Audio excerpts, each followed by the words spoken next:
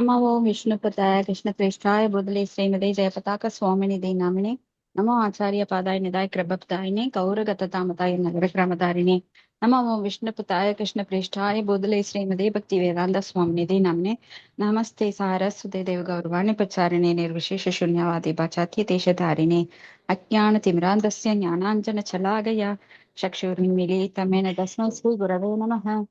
श्री चैतन्य मनोभीष्टं स्थापितमेन भूतले स्वयं रूपकथामह्यं ददाति स्वपदान्तिकं वन्देऽहं श्रीगुरो श्रीयुतपदाकमलं श्रीगुरून् वैष्णवं च श्रीरूपं साग्रजितं सगणरघुनाथान्वितं दं सजीवं सात्वैदं सावधूतं परिजनसहितं कृष्णचैतन्यदेवं श्रीराधाकृष्णपादान् सहन ललिता श्रीविशाखान्वितां स हे कृष्णा करुणा सिन्धो दीनबन्धो जगत्पते गोपेशकोपिकान्त राधाकान्त नमोऽस्तु ते दप्त काञ्चन गौरांगी राधा वृन्दावनेश्वरी विषभानुसुते देवी प्रणमामि हरिप्रिये वाञ्छाकल्पतरुभ्यश्च कृपा सिन्धुभ्यो च पतितानां पावनेभ्यो वैष्णवेभ्यो नमो नमः। श्रीकृष्ण चैतन्य प्रभु नित्यानन्द श्री अद्वैत गदाधर श्रीवासादि गौरभक्तवृन्दा हरे कृष्णा कृष्णा कृष्णा हरे हरे हरे राम राम राम हरे हरे।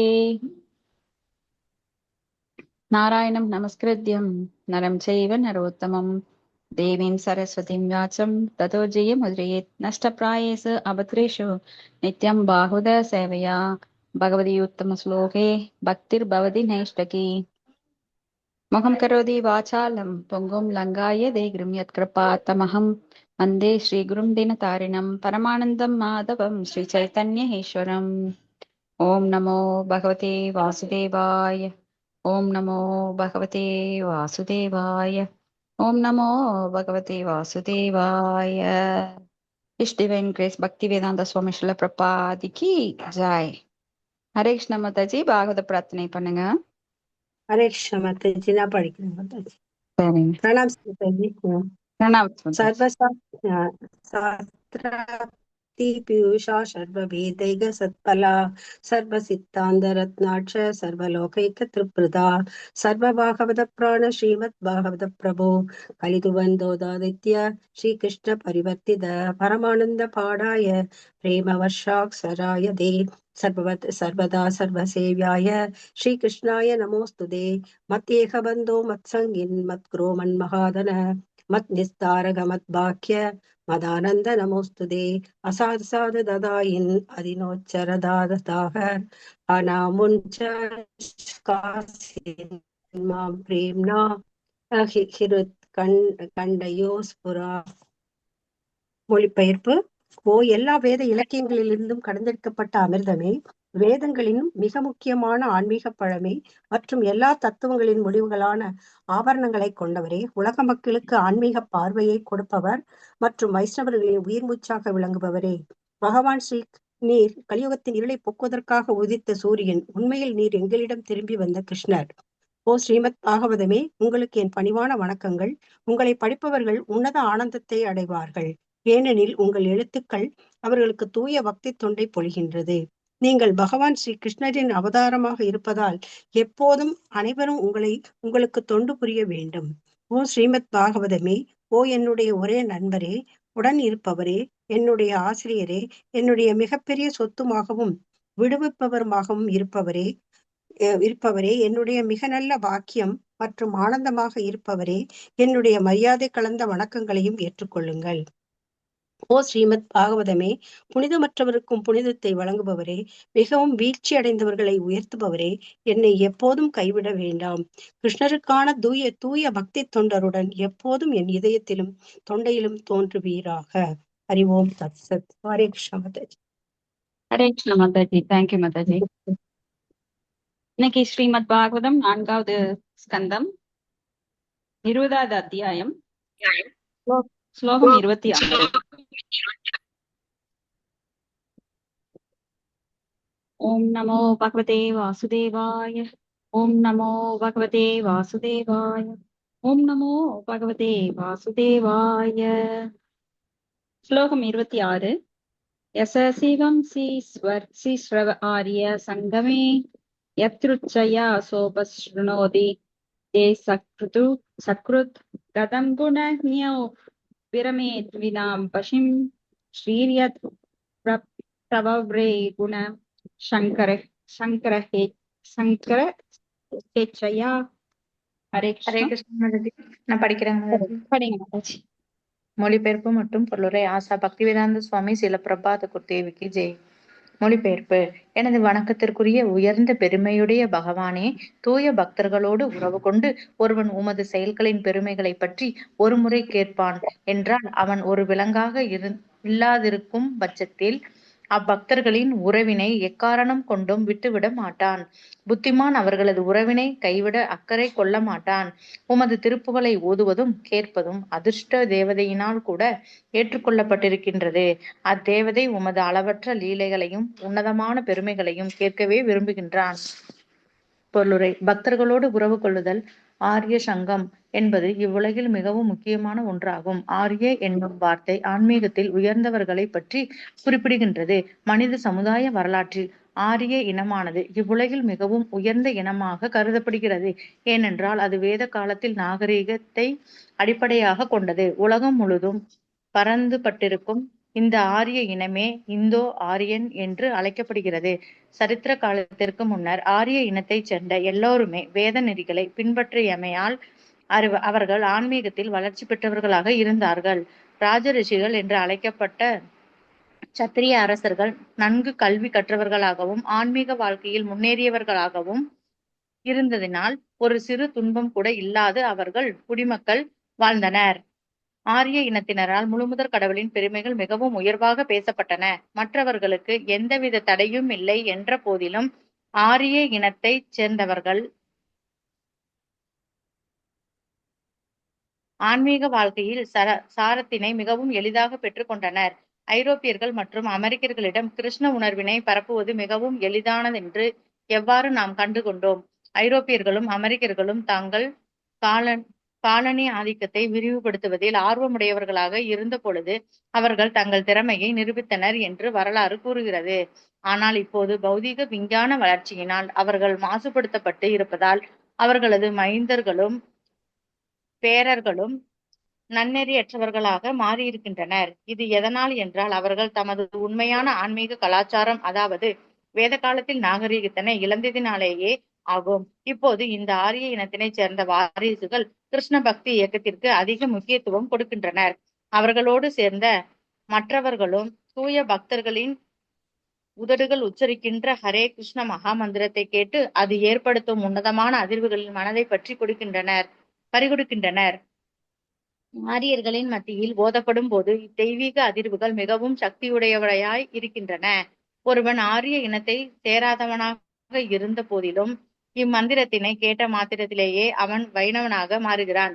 ஏனென்றால் இந்த ஒலி அதிர்வுகள் எல்லோரிடத்தும் மிகுந்த பாதிப்பினை ஏற்படுத்துகின்றன. பிருது மகாராஜா குறிப்பிடுகிறார். பகவான் நாராயணரின் இணைப்பிரியா துணைவியாக இருக்கின்ற அதிர்ஷ்ட தேவதை கூட அவரது பெருமைகளை கேட்பதிலேயே அதிக ஆர்வமுடையவராகவும் தூய பக்தரான கோபியரோடு உறவு கொள்ளவும் அதிர்ஷ்ட தேவதையான லட்சுமி மிகவும் கடுமையான தவங்களை எல்லாம் மேற்கொண்டார் மாயாவாதிகள் கேட்கலாம். ஏன் ஒருவன் ஹரே கிருஷ்ண மகாமந்திரத்தையே வருடக்கணக்காக சொல்லிக் கொண்டிருக்க வேண்டும்? அதற்கு பதிலாக அவன் அதனை நிறுத்திவிட்டு ஏன் கைவல்ய விடுதலை அல்லது பகவானின் தோற்றத்தோடு இணைவதற்கு விடுதலை அல்லது பகவானின் தோற்றத்தோடு இணைவதற்கு முயற்சி செய்யக்கூடாது என்று இதற்கு பதில் மகாராஜா பிருது கூறுகிறார்.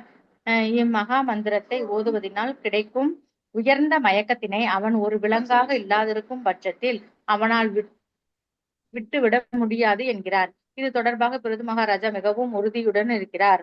ஓர் விலங்கு மட்டுமே ஹரே கிருஷ்ணம் என்று சொல்வதை விட்டுவிடும் என்கிறார். அவ்வாறு விலங்கில்லாத உண்மையில் புத்திசாலியாகவும் உயர்ந்தவர்களாகவும் நாகரிக மனிதர்களாகவும் இருப்பவர்களால் ஹரே கிருஷ்ண கிருஷ்ண கிருஷ்ண ஹரே ஹரே ஹரே ராம ராம ராம ஹரே ஹரே என்று தொடர்ந்து சொல்லும் பயிற்சியினை விட்டுவிட முடியாது. Hare Krishna Mataji. Thank you Mataji. Hare Krishna. Thank you Mataji. So இப்ப பிருத்து மகாராஜா பேசிட்டு இருக்கார். பகவானை பற்றிய உயர்ந்த புகழை பாடிக்கொண்டிருக்கிறார். இப்ப அவர் சொல்றார், ஒருவன் ஓதுவதும் கேட்பதும் பகவானோட திருப்புகளை ஓதுவதும் கேட்பதும் அதிர்ஷ்ட தேவதையினால் கூட ஏற்றுக்கொள்ளப்படுகிறது. அதிர்ஷ்ட தேவதை யாரு? லக்ஷ்மி. எல்லார் வீட்லயுமே லக்ஷ்மி வேணும் அப்படின்னுட்டு தனியா கூட பூஜை பண்ணுவாங்க, லக்ஷ்மி பூஜை பண்ணுவாங்க. சோ புத்திசாலி அப்படின்னா இங்க வந்து ஜடத்துல புத்திசாலி கிடையாது. 1 டிகிரி 3 டிகிரி 4 டிகிரி வாங்கியிருக்கான், டாக்டரேட் பண்ணியிருக்கான், அதெல்லாம் கிடையாது. புத்திசாலி அப்படின்னா வித்யா, அவித்யா அப்படின்னா அறியாமை. யாருக்கு புத்தி இருக்குன்னா ஆன்மீகத்தில் உயர்ந்தவனுக்கே புத்தி இருக்கு. இப்ப ஆரியர்கள்னு நம்ம பகவத்கீதையிலேயே சொல்லியிருக்காங்க. ஆரியர்கள் அப்படின்னா ஒரு இனம் அப்படின்னு சொல்லி இந்த ஹிஸ்டாரிக்கல் ரிசர்ச் பண்றவங்க எல்லாம் சொல்லுவாங்க. ஆனா அப்படி கிடையாது. ஆரியர்கள் அப்படின்னா ஆன்மீகத்தில் உயர்ந்தவர்கள் தான், நாகரிகமானவர்கள்.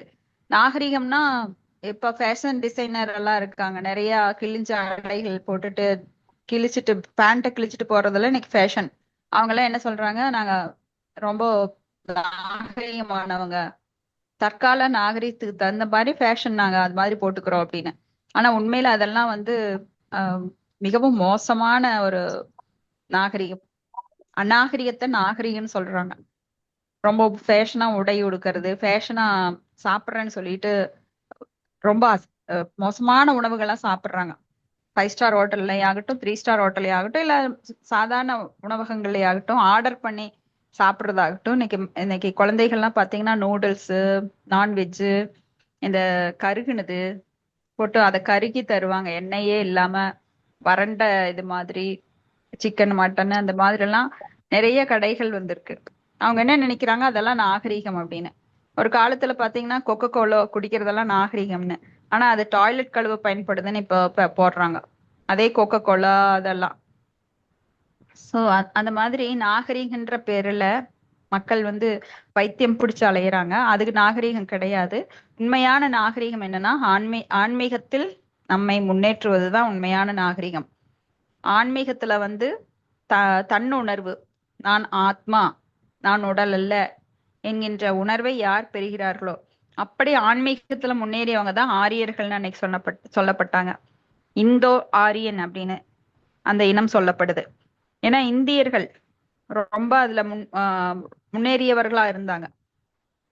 பாத்தீங்கன்னா இந்து சமவெளி கிட்ட இருக்கிறதுனால அவங்க இந்துக்கள்னு சொல்லப்பட்டாங்கன்னு ஒரு காலத்துல மருவி வந்தது. ஆனா இந்துங்கிற சமயம் கிடையாது. ஆனா அந்த இந்த நதிக்கரையில, சிந்து நதிக்கரையில இருந்ததுனால அது மருதுவா மாறிடுச்சு. உண்மையிலே நம்மளோட சனாதன தர்மம் தான் உண்மையானது. சனாதன தர்மம் அப்படின்னா எல்லா ஜீவராசிகளுக்கும், மனித ஜீவராசிகளுக்கும் பொதுவானது, எல்லா மனிதர்களுக்கும் பொதுவானது. அப்போ காலம் போக போக என்னாச்சுன்னா இந்த தாழ்ந்த பிரிவுகள்லாம் சேர்ந்து அவங்களுக்கா ஒரு மதத்தை, சமயத்தை கற்பனையா உண்டு பண்ணிட்டாங்க. இப்படி ஒவ்வொருவராக பிரிந்து போனாங்க. இப்ப ரிஷபதேவர் வழி வர்றவங்க எல்லாருமே வந்து அவங்க ஒரு கொள்கையை எடுத்துட்டாங்க. ஆனா உண்மையான கொள்கை என்னன்னா சனாதன தர்மம் தான் உண்மையான கொள்கை. அது எல்லாருக்கும் பொதுவானது. அப்ப வாழ்க்கையின் சாரம், ஆன்மீக வாழ்க்கையின் சாரத்தை ஆரிய இனத்தவர் எளிதாக பெற்றுக்கொண்டார்கள். ஏன்னா அவங்களுக்கு அவ்வளவு அறிவு இருந்தது.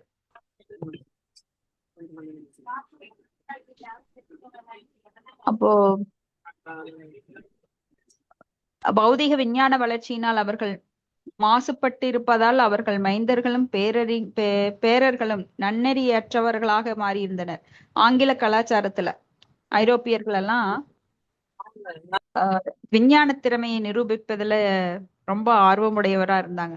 ஏன்னா வேதங்களை பின்பற்றாமல் விஞ்ஞானத்தின் மூலமாக நான் அதை கண்டுபிடிச்சுதான் நான் நம்புவேன். இது வந்து நம்மளுக்கு அப்படி கண்டுபிடிச்சு நம்ம வாழணும் அப்படின்னா ஒரு ஜென்மம் பத்தாது. ஏன்னா ஒரு சின்ன பொருள், எத்தனையோ கோடி பொருட்கள் இருக்கு, எத்தனையோ கோடி டிபார்ட்மெண்ட்ஸ் இருக்கு. அது எல்லாம் படிச்சுதான் நான் ஃபாலோ பண்ணுவேன் அப்படின்னா யாராலையுமே முடியாது. அதுக்காகத்தான் நம்மளுக்கு வேதம் எளிதாக கொடுக்கப்பட்டிருக்கு. வேதத்தில் அப்படியே உள்ளதை உள்ளபடி ஏற்றுக்கொள்ள வேண்டும். ஏன்னா அதுதான் நம்மளுக்கு ஸ்ருதி ஸ்மிருதி சாஸ்திர புராணேதி அப்படின்னு சொல்லப்பட்டிருக்கு. ஏன்னா சாஸ்திரங்களை சந்தேகிக்க கூடாது. அக்ஞயா ஸ்ரத்ததானஸ்ய சம்சயாத்மா வினஸ்யதி நாயம் லோகோ அஸ்தினபரோ நசுகம் சம்சயாத்மனக. ஏன்னா இந்த வேதங்களை சந்தேகப்படுறவங்களுக்கு கண்டிப்பா சுகமே கிடையாது, அசுகம். சோ உண்மையான ஆன்மீக கலாச்சாரம், அதாவது வேத கால நாகரிகத்தினை இழந்ததுனாலதான் இப்ப எல்லாமே கஷ்டப்பட்டுட்டு இருக்காங்க. சோ ஆரியனத்தை சேர்ந்த வாரிசுகள் கிருஷ்ண பக்தி இயக்கத்திற்கு அதிக முக்கியத்துவம் தர்றாங்க. அப்போ இந்த அதிர்ஷ்ட தேவதை கூட பகவானுடைய பெருமைகளை கேட்கறதுல ரொம்ப பிரியமா இருக்காங்க. இப்ப நம்ம மனசுக்குள்ள வந்து பரமாத்மா இருக்கார், எல்லாருக்குமே தெரியும். நம்ம பரமாத்மா இல்லாம இங்க ஜீவிக்க முடியாது அப்படிங்கிறது. நம்ம கைய தூக்கணும்னா அதுக்கு ஒரு தேவதை அலோவ் பண்ணணும், காலை தூக்கணும்னா ஒரு தேவதை அலோவ் பண்ணணும், வயிற்றுக்கு ஒரு தேவதை, கண்ணுக்கு ஒரு தேவதை, நாக்குக்கு ஒரு தேவதை, 30 முக்கோடி தேவதைகள் நம்மளுக்கு அலோவ் பண்ணினாதான் நாம அதை செய்ய முடியும். நாம நினைச்சிட்டு இருக்கிறோம் நான் சுதந்திரமானவன், நான் என்ன வேணா நினைச்சா என்ன வேணா செய்யலாம் அப்படின்னு. கண்டிப்பா அது முடியாது. அப்படி இருக்கிறப்ப நமக்குள்ள பரமாத்மா சாட்சியாக உபதிரஷ்டா அனுமந்தா பக்தா போக்தா மகேஸ்வர அப்படின்னு எல்லாருக்குள்ளயும் ஈவன் மலத்தில் இருக்கிற புழுல கூட பரமாத்மா இருக்கிறார். சின்ன ஜீவராசியில இருந்து அணுல இருந்து யானை, திமிங்கலம், இந்த மாதிரி டைனோசர் அப்படின்னு சொல்லப்படுற எல்லா மிருகங்கள்லயும் பரமாத்மாவாக பகவான் இருந்தால் மட்டுமே அவங்க செயல்பட முடியும். அப்போ நாமெல்லாம் பகவானோட பின்ன துணுக்கு, பார்ட் அண்ட் பார்சல். அப்போ பகவானுக்கு நாம் சேவை செய்தால் மட்டுமே நம்மளால திருப்தியா இருக்க முடியும். ஏன்னா பகவானுக்கு சேவை செய்யப்படும் போது தானாக எப்படி ஒரு உடலுக்கு சேவை, கை காலெல்லாம் சேவை செய்யும் போது உடல் கை காலெல்லாம் தானா திருப்தி அடைகிறது. உடல் சாப்பிடும் போது என்ன ஆகுதுன்னா கை காலுக்கு தானா ரத்த ஓட்டம் கிடைக்குது. அது போல பகவானோட அங்கம் நாமெல்லாம் கை, காலு, விரலு, மூக்கு, நாக்கு, கண்ணு, அது மாதிரி. சோ பகவானுக்கு சேவை செய்யும் போது நாமளும் திருப்தி அடைகிறோம். அப்ப நமக்குள்ள இருக்கிற அந்த பகவானான பரமாத்மா திருப்தி அடையும் போது நாம் திருப்தி அடைகிறோம். அதனாலதான் பகவத்கீதை, பாகவதம் எல்லாம் படிக்கும்போது நம்மளுக்கு அந்த ஆத்மாக்குரிய ஆனந்தம், ஆனந்தமயோ அபியாஷாத், அந்த ஆனந்தம் கிடைக்கிறதுனாலதான் நாமெல்லாம் சந்தோஷமா இருக்கிறோம். அதனாலதான் ஆரியர்கள், ஏன்னா இந்த பகவானை பற்றிய நாமம், ரூபம், புகழ், லீலை, குணங்கள், அவர் சகாக்களை பற்றி பேசும்போது தானாக அந்த ஆனந்தம் கிடைக்குது. ஏன்னா பகவான் ஆனந்தப்படும் போது பகவானுக்கு ஒட்டி இருக்கிற அந்த ஆத்மா தானாக ஆனந்தம் பெறுகிறது. ஏன்னா அந்த ஆத்மா தனித்திருக்க முடியாது, இட் டிபெண்ட்ஸ். அப்ப கடவுளை தான் டிபெண்ட் பண்ணி இருக்கிறோம் நாம் எல்லாருமே. பரமாத்மா நம்மளுக்கு அந்த அருள் கொடுத்தாதான் இந்த உடல் வந்து நல்லபடியா இயங்கும். அந்த உடலும் ஆத்மாவும் ஆனந்தமா இருக்கணும்னா பகவானை திருப்தி பண்ணணும். பகவான் திருப்தி அடையும் போது தானாகவே அந்த பக்கத்துல இருக்கிற ஆத்மா திருப்தி அடையுது. இதுதான் சீக்ரெட். இது யாருக்கெல்லாம் புரியுதோ அவங்க எல்லாம் கண்டிப்பா பகவானுடைய நாமம், ரூபம், குணம், லீலைகளை கேட்பதை நிறுத்தவே மாட்டாங்க. சான்ஸே கிடையாது. அப்போ மனிதர்களாக, புத்திசாலி மனிதர்களாக இருப்பவர் யாரும் பகவானை பற்றிய புகழை கேட்காமல் இருக்க முடியாதுங்கிறது தான் உண்மை. அது நிதர்சனம், சத்தியம், பரமசத்தியம். ஆனா அப்படி கேட்காதவர்கள் மனிதராக இருந்தாலும் விலங்குக்கு ஒப்பிடப்படுகிறார்கள். ஒன்ஸ் இந்த சான்ஸ் கிடைக்குது, பக்தர்களோட சங்கம் கிடைக்குது, பகவானை பற்றிய நாமம், ரூபம், புகழ், லீலைகளை கேட்க உங்களுக்கு வாய்ப்பு கொடுக்கப்படுது அப்படின்னா அது பகவானாலதான் கொடுக்கப்படுது. இது யாரோட ஏற்பாடும் கிடையாது. ஏன்னா ஒவ்வொன்றும் பகவானால் அனுமதி அளிக்கப்பட்டே நடந்து கொண்டிருக்கிறது. அப்ப அந்த வாய்ப்பு கிடைத்தும் அதை இழப்பவர்கள் கண்ணிருந்தும் குருடர்கள், அவர்கள் மனித உடலிருந்தும் மிருகங்கள் அப்படின்னு நான் சொல்லல, ஸ்ரீல பிரபுபாதர் அழகா சொல்றார். அடுத்தது ஸ்லோகம் 27. அதாபஜே த்வாகில பூருஷோத்தமம் குணாலயம் பத்மகரேவ வாலசக அபி ஆவயோர் ஏகபதி ஸ்பிருதோ கலிர் நஸ்யாத் கிருதத்வத் சரணைஹதான யோக. ஹரே கிருஷ்ணா. ஸ்ரீலக்ஷ்மி மாதாஜி. படிக்கிற மாதாஜி. ஹரே கிருஷ்ணா. மொழிபெயர்ப்பு பொருளுரை வழங்கியவர் தெய்வ திரு ஆஷா பக்தி வேதாந்த ஸ்ரீல பிரபுபாதருக்கு ஜெய். நான் இப்பொழுது முழுமுதற் கடவுளின் திருவடி தாமரைகளினிடத்தில் கையில் தாமரை மலருடன் இருக்கின்ற அதிர்ஷ்ட தேவதையை செய்யும் பணியினை போல் என்னையும் அப்பணியில் ஈடுபடுத்திக் கொள்ள வேண்டும் என்று விரும்புகிறேன். ஏனென்றால் நமது மேன்மைக்குரிய முழுமுதற் கடவுள் எல்லா தெய்வீக தன்மைகளையும் தன்னிடத்தே கொண்ட உறைவிடமாவார். நானும் அதிர்ஷ்ட தேவையும் ஒரே பணியில் ஈடுபட்டிருப்பதனால் எங்களுக்குள் சண்டை வருமோ என நான் அஞ்சுகிறேன். பொருளுரை. பகவான் இங்கே அகில புருஷோத்மா, அதாவது முழுமுதற் கடவுள், எல்லாவற்றையும் படைத்த இறைவன் என்று அழைக்கப்படுகிறார். புருஷா என்பதற்கு அனுபவிப்பர் என்றும், உத்தமம் என்பது மிக உயர்ந்தது என்றும் பொருளாகும். இங்கே பல்வேறு விதமான புருஷர்கள் அல்லது அனுபவிப்பாளர்கள் இப்பிரபஞ்சத்தில் இருக்கின்றனர். பொதுவாக அவர்கள் பந்தப்பட்டவர்கள் என்றும் விடுதலை பெற்றவர்கள் என்றும் நித்தியமானவர்கள் என்றும் 3 வகையாக பிரிக்கப்பட்டுள்ளனர். வேதங்கள் பரமபுருஷரே நித்தியமானவர்களுக்கு எல்லாம் நித்தியமானவர், நித்யோ நித்யானாம் என்று அழைக்கின்றனர். முழுமுதற் கடவுள் வாழ்கின்ற உயிர்களும் இரண்டுமே நித்தியமானவைதான், பரம நித்தியமானவை. விஷ்ணு தத்துவம் அல்லது விஷ்ணு அவரது விரிவுகளும் ஆகும். ஆகையினால் நித்தியம் என்பது கிருஷ்ணரில் தொடங்கி மகாவிஷ்ணு நாராயணர் என்று பகவான் கிருஷ்ணரின் பல்வேறு அம்ச விரிவுகளுடைய முழுமுதற் கடவுளை குறிப்பதாகும். பிரம்ம சம்ஹிதை கூறுகிறது, ராமாதி மூர்ஷிதீஷி பகவான் விஷ்ணுவின் லட்சக்கணக்கான கோடிக்கணக்கான விரிவுகள் ராமராகவும் நரசிம்மராகவும் வராகராகவும் என்று பல்வேறு அவதாரங்கள் உள்ளன. இவைகள் எல்லாமே நித்தியர்கள் என்று அழைக்கப்படுகின்றனர். இந்த பௌதீக உலகிற்கு வராத உயிர்களை முக்தா என்ற வார்த்தையில் குறிக்கின்றது. பக்தர்கள் என்று குறிப்பிடப்படுகின்ற உயிர் பௌதீக உலகிலே ஏறத்தாழ நித்தியமாக வாழ்கின்றவர்கள் ஆவார். பக்தர்கள் என்பவர்கள் இந்த பௌதீக உலகில் ஜட இயற்கையின் 3 வகை துன்பங்களை கடைந்து இன்பமாக வாழ்வதற்கு மிகவும் போராடுகின்றனர். ஆனால் முக்தர்களோ ஏற்கனவே விடுதலை பெற்றவர்கள் ஆவார்கள். அவர்கள் இப்பௌதீக உலகில் பிறப்பதில்லை. பகவான் விஷ்ணு இப்பௌதீக உலகில் நாயகர் ஆனபடியால் அவரை ஜட இயற்கை கட்டுப்படுத்துமா என்ற கேள்விக்கே இடமில்லை. அதனாலே பகவான் விஷ்ணு இங்கே புருஷோத்தமர், விஷ்ணு தத்துவம் என்றும் ஜீவ தத்துவம் என்றும் சொல்லப்படுகிறார். வாழ்கின்ற உயிர்களில் சிறந்தவர் என்றும் அழைக்கப்படுகின்றார். ஆகவே பகவான் விஷ்ணுவும் ஜீவ தத்துவம் அல்லது இவை இரண்டும் சமநிலையில் உடையன என கூறுவது மிக பெரும் குற்றமாகும்.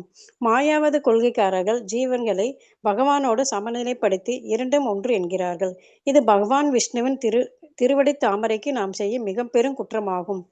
இந்த பௌதீக உலகில் உயர்ந்தவர்கள் தாழ்ந்தவர்களை வணங்குவது என்பது நமக்கு அனுபவ உண்மையாகும். அதுபோல மிக உயர்ந்த புருஷோத்தமரான முழுமுதற் கடவுள் கிருஷ்ணர் அல்லது பகவான் விஷ்ணு எல்லோராலும் எப்போதும் வணங்கப்படுகிறார். ஆகையினால் பிருது மகாராஜா பகவான் விஷ்ணுவின் பாத மலர்களுக்குள் சேவை செய்வது என்று தீர்மானிக்கின்றார். பிருது மகாராஜா கூட பகவான் விஷ்ணுவின் சக்தியே ஆவேச அவதாரம் என்று கருதப்படுகிறார். இச்லோகத்தில் குணாலயம் என்று வருகின்ற வார்த்தை மிகவும் முக்கியத்துவம் வாய்ந்தது. அதாவது பகவான் விஷ்ணு எல்லாவித தெய்வீக தன்மைகளையும் ஒருங்கே தன்னிடம் கொண்டிருப்பவர் என்று பொருளாகும். மாயாவாத கொள்கைக்காரர்கள் கூட முழு மெய்ப்பொருளினை குணங்கள் அற்றவர் என்று அழைக்கின்றார். பிரம்ம உருவமற்றது என்றும் அவர்களின் எண்ணப்படி அவ்வாறு கூறுகின்றனர். ஆனால் உண்மையில் பகவான் எல்லா நற்குணங்களையும் தன்னகத்தே கொண்டிருக்கிறார். பகவானின் நற்குணங்களில் மிகவும் சிறந்தது என்னவென்றால் அவர் தனது பக்தர்கள் சார்பாகவே எப்போதும் இருப்பார். இதனாலே அவர் பக்த வச்சலா என்று அழைக்கப்படுகிறார். பக்தர்கள் எப்போதும் பகவானின் திருவடி தாமரைகளுக்கு தொண்டு செய்வது ஒன்றிலே நாட்டம் கொன்று பகவானுடன் தன் பக்தர்கள் அன்பு தொண்டை பெறுவதாலே நாட்டம் கொண்டு இருக்கின்றனர். இப்பணியில் பரிமாற்றத்தினால் ஏராளமான தெய்வீக தொடர் நடவடிக்கைகள் ஏற்படுகின்றன. இவைகளே தெய்வீக பண்பு சார்ந்த நடவடிக்கைகள் ஆகும். பகவானின் பரம கல்யாண குணங்கள் அவர் எல்லாம் எங்கும் இருப்பவர், எல்லாவற்றிலும் வியாபித்திருப்பவர், எல்லா ஆற்றல்களும் கொண்டவர், காரணங்களுக்கெல்லாம் மூல காரணம், முழுமை பொருள், எல்லா ஆனந்தங்களில் உறைவிடமானவர், எல்லாவற்றையும் பற்றிய அறிவின் தேக்கமானவர், எல்லா மேன்மைகளும் கொண்டவர், இவை ஒன்றே இன்னும் பிறவாம். பிருது மகாராஜர் அதிர்ஷ்ட தேவதையுடன் சேர்ந்து பகவானுக்கு சேவை செய்ய விரும்புவதாக கூறுகின்றார். இதற்கு பொருள் மாதுரிய ரச பாவம் அன்று. அதிர்ஷ்ட தேவதை பகவான் மாதுரி ரச பாவத்தில் அவரது நாயகி பாவத்தில் தொண்டு செய்கிறார். அதிர்ஷ்ட தேவதை பகவானின் மார்பினை தான் இருப்பிடமாக கொண்டிருந்தாலும் அவர் இப்போது என்னவோ ஒரு பக்தியின் நிலை கொண்டிருந்தாலும் பக்தியின் நிலையில்தான் அதனால்தான் அவர் பகவானின் திருவடி தாமரைகளுக்கு தொண்டு செய்வதே தான் விருப்பமாக கொண்டிருக்கிறார். பிருது மகாராஜா பகவானுக்கு தொண்டு செய்ய நினைப்பது தாசிய ரசம் என்று சொல்லப்படும் தாச மார்க்கம் என்னும் அடிமை நிலையை குறிப்பதாகும். இதற்கு அடுத்த ஸ்லோகத்தில் அதிர்ஷ்ட தேவதையான பிருது மகாராஜா ஜெகன் மாதா, அதாவது உலக மக்களின் தாய் என்றும் நினைப்பதாக கூறுகிறது. இதன் மூலம் அவர் பகவானுக்கு மாதுரி ரச பாவத்தில் பணி செய்து அதிர்ஷ்ட தேவதையுடன் போட்டியிடுகிறார் என்கின்ற கேள்விக்கு இடமே இல்லை. ஆகையினால் அவர் பகவானுக்கு செய்யும் பணியினை அதிர்ஷ்ட தேவதை குற்றமாக கருத மாட்டார். பரிபூர்ண உலகத்திலும் பகவானுக்கு பணிபுரிய அடியவர்கள் சில நேரங்களில் ஒருவரோடு ஒருவர் போட்டியிடுவது உண்டு. ஆனால் அது தீங்கற்றதாகவே இருக்கும். வைகுண்ட லோகத்தில் ஒரு பக்தன் பகவானுக்கு பணி செய்வதில் மேன்மையுறுகிறான் என்றால் பிற பக்தர்கள் அதனால் அவன் மீது பொறாமை கொள்ள மாட்டார்கள். அதற்கு பதிலாக அவன் அடைந்த நிலையினை தாமும் அடைய வேண்டும் என்றே ஆவல் கொள்வார். ஹரே கிருஷ்ணா மாதாஜி. நன்றி மாதாஜி. ஹரே கிருஷ்ணா. நன்றி மாதாஜி. மாதாஜி படிக்கும்போது கொஞ்சம் நிதானமா நிறுத்தி சரிங்க படிச்சு சரிங்க சரிங்க வேகமா சரிங்க. படிக்கிறது வெளிச்சம் கொஞ்சம் ரூம்ல இல்லைங்க, அதனால கொஞ்சம். சரிங்க மாதாஜி. சரிங்க. ஹரே கிருஷ்ணா. தேங்க்யூ. ஹரே கிருஷ்ணா. முழுமுதற் கடவுள் திருவடி தாமரையிலிருந்து கையில் தாமரை மலருடன் இருக்கிற அதிர்ஷ்ட தேவதை செய்யும் பணியினை போல் என்னையும் அப்பணியில் ஈடுபடுத்திக் கொள்ள வேண்டும் என விரும்புகிறேன் அப்படின்னு பிருத்து மகாராஜா சொல்றார். இப்போ பாத சேவனம் யார் பண்றாங்க? மகாலட்சுமி. எப்பவுமே நாம பார்த்திருக்கோம் விஷ்ணுவுக்கு அவர் வந்து கர்ப்போதக கடல், சீரோதக கடல், காரண கடல் இதுல எல்லாம் படுத்திருப்பாரு. அவங்க வந்து காலை அமுத்தி விட்டுட்டு இருப்பாங்க. சோ பாத சேவனம் அப்படிங்கிறது மகாலட்சுமி பண்ணிட்டு இருப்பாங்க. ஆயிரம் ஆயிரம் லக்ஷ்மிகள் அங்க வந்து பகவானுக்கு சேவை செய்ய காத்திருக்கிறார்கள் அப்படின்னு நாம பிரம்ம சம்ஹிதில பிரம்மா சொல்றாரு. சிந்தாம் நிப்ரக ரசத்ம சுகல்ப விரக்ஷோ லக்ஷா விரதே சிசுரபிரபிபால எந்தம் லக்ஷ்மி சகஸ்ர சதசம் பிரமசேவிய மானாம் கோவிந்தமாதி புருஷம் தமஹம் பஜாமி. லக்ஷ்மி சகஸ்ரசத சம்பிரமிய சேவியமானாம். அவரை சேவிக்கிறதுக்கு சகஸ்ர ஆயிரக்கணக்கான லக்ஷ்மிகள் அங்க வந்து காத்து கிடக்கிறார்கள். லக்ஷ்மி யாருடைய விரிவங்கம்? பகவானுடைய அந்தரங்க சக்தி. பகவான்கிட்ட இருந்து வந்தவங்க தான் லக்ஷ்மிகள். பகவான் தனக்குத்தானே விரிவங்கம் பண்ணி அவர் வந்து பலராமராகவும், இப்போ பஞ்ச தத்துவால பாத்தீங்கன்னா சைத்தன்ய மகாபிரபு வருவார், நித்யானந்த பிரபு. நித்யானந்த பிரபு யாருன்னா பலராமர், ஆதிசேஷன் வடிவம்தான்.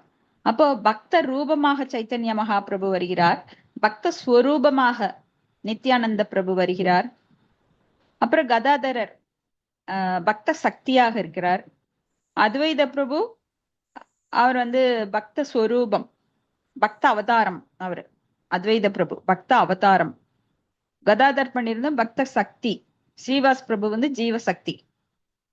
எப்படியாக பஞ்சதத்துவத்துல வராங்க. அது போல இங்க பகவான் அவர் வந்து விஷ்ணுவோட விரிவங்கம், விஷ்ணு தத்துவம். அவரே தன்னை பலவாறாக பிரித்து கொள்கிறார். நாம கூட அந்த அவர் எப்படி தன்னை விரிவங்கம் பண்ணிக்கிறாருங்கிற சார்ட் நம்ம பார்த்தோம். அது கூட நம்ம ஷேர் பண்ணிருப்போம் இல்லைங்களா? தன்னை வந்து எப்படி விரிவங்கம் பண்றார்.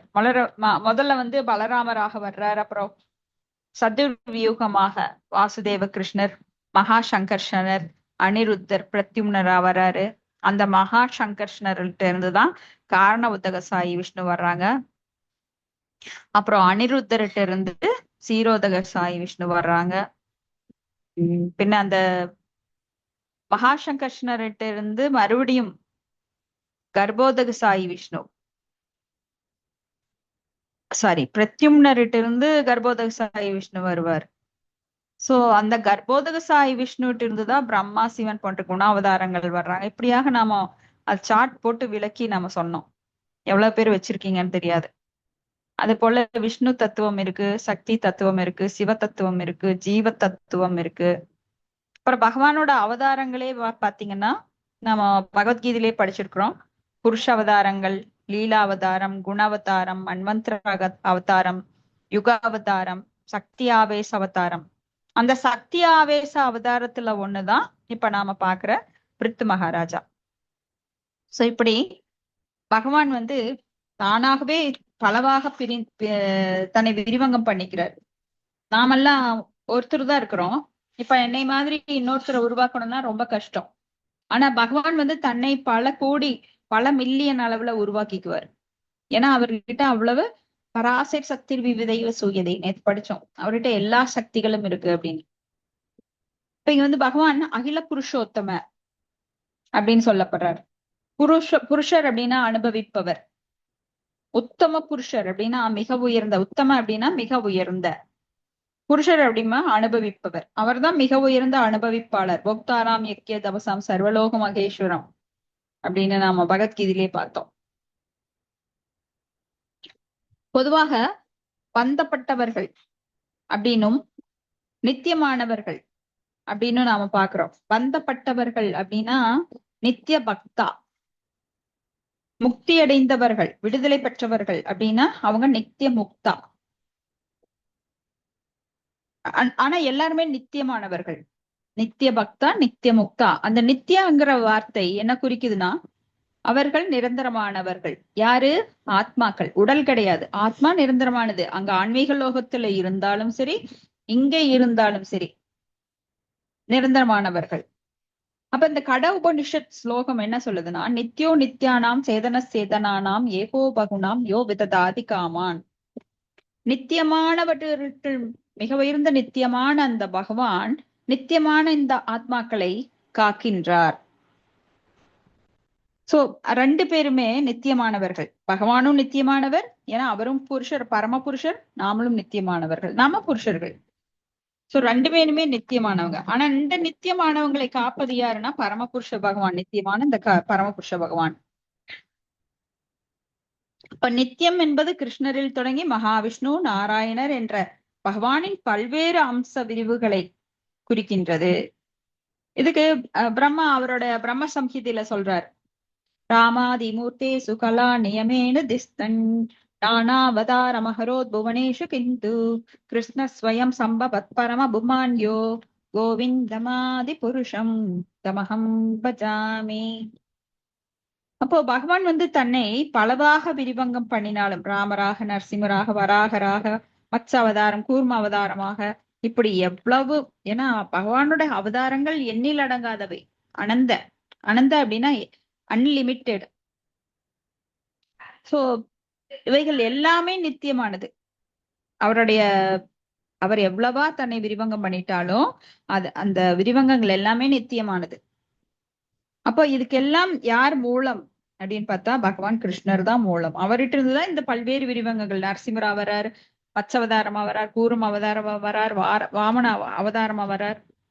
எப்படி அவதாரங்கள் 10 அவதாரங்கள் தான் சொல்லப்பட்டிருக்கு. சோ ஜெயதேவர் அப்படிங்கிற ஒரு பக்தர் 10 அவதாரங்களை குறித்து பாடல்களை பாடி இருக்கிறார். அதனால மக்களுக்கு என்ன தெரியும்னா தசாவதாரம், அது மட்டும்தான் தெரியும். ஆனா அவரது அவதாரங்களோ கடல் அலைகள் போல எண்ணில் அடங்காதவை. ஏன்னா பகவானுடைய புகழும் அப்படித்தான். அவருடைய நாமம், ரூபம், லீலம், குணங்கள் இதெல்லாம் எண்ணில் அடங்காதவை. அதெல்லாம் பேசினா முடியவே முடியாது. எத்தனை ஜென்மம் எடுத்தாலும் முடியாது. ஏன்னா 1000 நாக்கு கொண்ட ஆதிசேஷன் அவர் பேசிட்டே இருக்கார் பகவானை புகழை பற்றி 1000 நாக்குகளால. அவர் பேசினார், பேசிக்கொண்டிருக்கிறார், இனியும் பேச போகிறார். அது என்னைக்குமே முடியாது அப்படிங்கிறார். அவருக்கே முடியலன்னா நம்ம எல்லாம் ஒரு நாக்க வச்சுக்கிட்டு 1 மணி நேரம் பேசினா முடிஞ்சிருமா? முடியவே முடியாது. ஏன்னா பகவானது புகழ் அவ்வளவு எல்லையற்றது, கடலை விட பெருசு. இந்த ஒரு ஜென்மத்தில் இல்ல, பல ஜென்மம் எடுத்தாலும். எப்படி நாம அவருக்கு நன்றி கடன் பட்டிருக்கோம். நன்றி நன்றி நன்றி நன்றி நீங்க ஒவ்வொரு செகண்ட் சொன்னாலும் தீராது. ஏன்னா அவ்வளவு நாம கடன் பட்டிருக்கோம் பகவானுக்கு. ஏன்னா கடவுள் நமக்கு அவ்வளவு செஞ்சிருக்கார். ஆனா நன்றி நன்றி மறந்த ஜீவாத்மாக்கள் நாம எல்லாம் அவருக்கு திரும்பியே பாக்குறது இல்ல. அதுதான் நம்ம பாவப்பட்ட ஜென்மங்கள். அதனாலதான் நம்ம நித்தியம் பக்தா. ஆனா நித்தியம் முக்தாங்கிற ஒரு ஆன்மீக உலகுல அந்த பரலோகத்துல இருக்கிறாங்க. அவங்க எல்லாம் கீழே தவறாதவர்கள், தவறிழைக்காத ஆத்மாக்கள். அச்சர, நாமெல்லாம் சர அப்படின்னா தவறிழைத்து கீழே வந்துட்டோம், விழுந்துட்டோம். நாம இருக்க வேண்டிய இடமே வேற. உண்மையான உலகம் கிடையாது இது. இது பொம்மை மாதிரி நம்மளுக்கு விளையாட்டுறதுக்கு.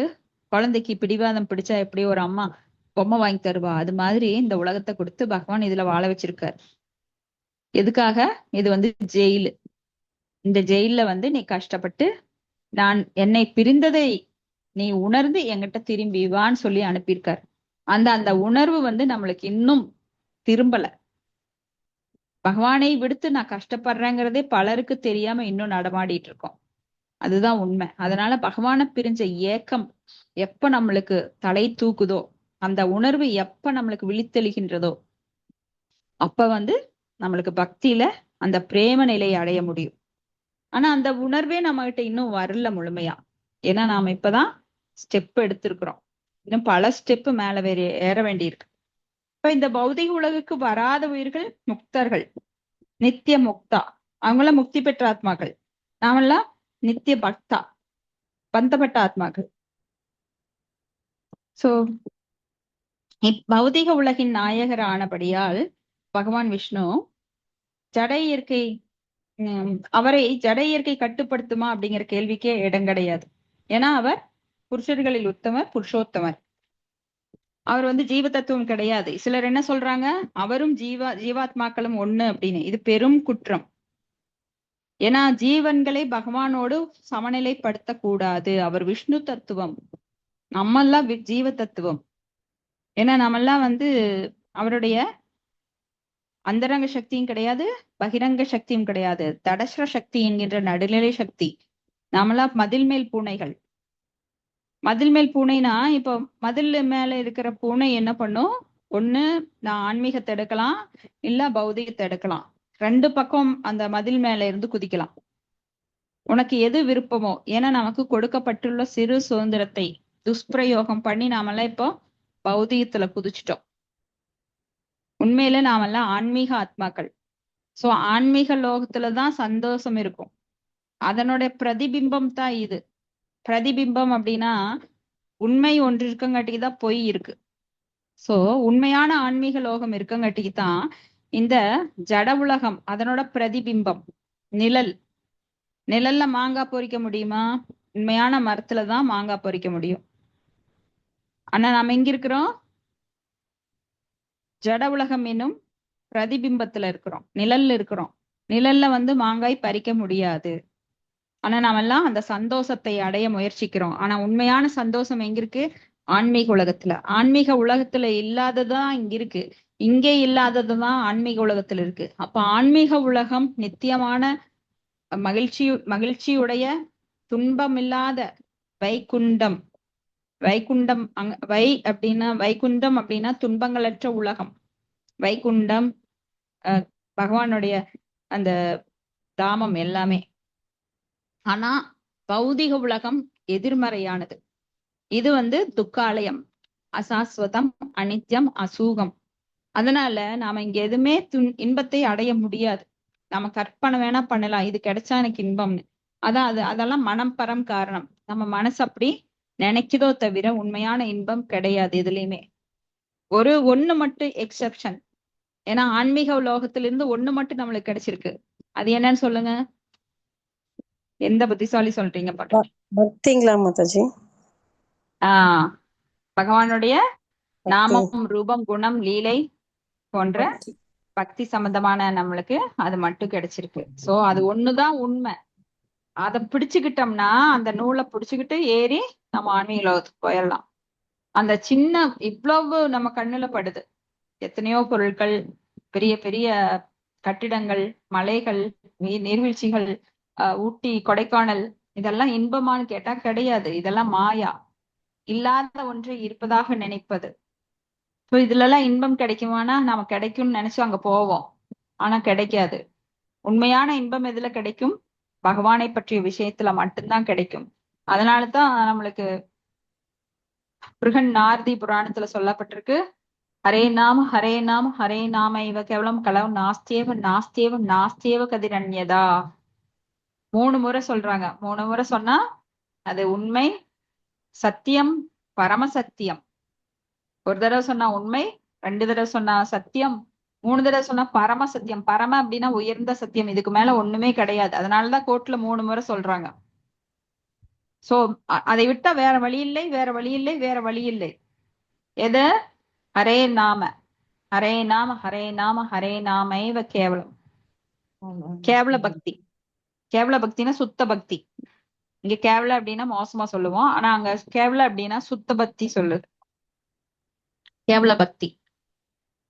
அப்போ இங்க இந்த ஸ்லோகத்துல குணாலயம் அப்படிங்கிற வார்த்தை ரொம்ப முக்கியமா சொல்லப்படுது. அப்போ எல்லாவித தெய்வீக தன்மைகளையும் ஒருங்கே தன்னிடம் கொண்டிருப்பவர் பகவான். எல்லா குணங்களும். இப்ப குணங்கள் நம்ம கிட்ட நிறைய இருக்கு. ஆனா நாமெல்லாம் சத்துவகுணம், ரஜோகுணம், தமோ குணத்துல ஈடுபடுவோம். ஆனா பகவான் நிர்குணா. நிர்குணான குணங்கள் அற்றவர். அப்ப குணங்களே இல்லையா அவர்கிட்டன்னு கேட்டா தப்பு. விதாண்டம் பண்ணக்கூடாது. அவருக்கு நிறைய குணங்கள், மங்களகரமான குணங்கள், கல்யாண குணங்கள் இருக்கின்றது. கல்யாண அப்படின்னா மங்களம். எல்லா கல்யாண குணங்களும் அவர்கிட்ட இருக்கு. சோ அவர் பகவானின் நற்குணங்களில் மிகவும் சிறந்தது என்னன்னா, தனது பக்தர்கள் சார்பாகவே எப்போதும் இருப்பார். அதனாலதான் அவர் பக்த வக்ஷலா, பக்தர்கள் மேல் மிகவும் கருணை உள்ளவர். எப்பொழுதும் பக்தர்களைவே நினைச்சிட்டு இருப்பார். யாராவது ஒருவர் ஹரே கிருஷ்ணா அப்படின்னு ஒரு தடவை சொன்னா போறோம், உடனே தன்னை கண்ணை திருப்பி அவங்கள பார்க்க ஆரம்பிச்சிருவார்.